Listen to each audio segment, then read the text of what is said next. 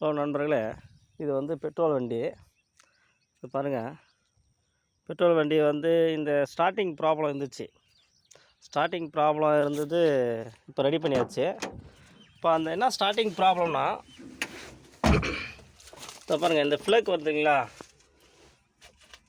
இந்த ஃப்ளேக் வந்து 1,00,000 கிலோமீட்டர் ஓடிட்டாலே இந்த ஃப்ளேக் வந்து மாற்றிடணும். இதில் என்ன ஒரு ப்ராப்ளம்னா, டாடா ஏசிக்கு இந்த ஃப்ளேக்கு கிடைக்கல.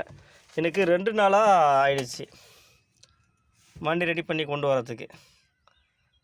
மெக்கானிக் என்ன சொல்கிறாருன்னா, 1,00,000 கிலோமீட்டர் ஓட்டிட்டா ஃப்ளேக்கு மாற்றிடணும் அப்படின்னு சொல்கிறார். அப்படி மாற்றிட்டா உங்களுக்கு இந்த பிரச்சனைலாம் வராது. இதை பாருங்கள், இப்போது அன்றைக்கி பார்த்தோம்ல செட்டிங்லாம் இருந்துச்சா, இன்றைக்கி பாருங்கள் செட்டிங்கே வராது. இப்போ பாருங்கள், இருட்டாக இருக்குது. இந்த செட்டிங்கு இருக்குங்களா? இப்போ பாருங்கள், ஸ்டார்ட் பண்ணோன்னே எல்லாமே கிளியர் ஆகிடும். பார்த்தீங்களா? டாடா ஏசி பெட்ரோல் வண்டி ஸ்டார்ட் பண்ணால் இந்த எல்லா செட்டிங் போயிடணும். அப்போ தான் நம்ம வண்டி வந்து கரெக்டாக இருக்குதுன்னு அர்த்தம். அப்படி இல்லைன்னா ஏதோ ஃபால்ட் இருக்குது, அதை நம்ம ஒரு கையோடு ரெடி பண்ணிடணும்னு அர்த்தங்க.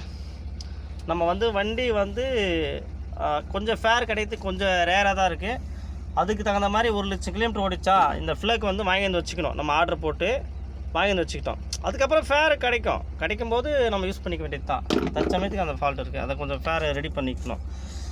சின்ன சின்ன ஃபால்ட்டு தான், அது ஒன்றும் பிரச்சனை இல்லை.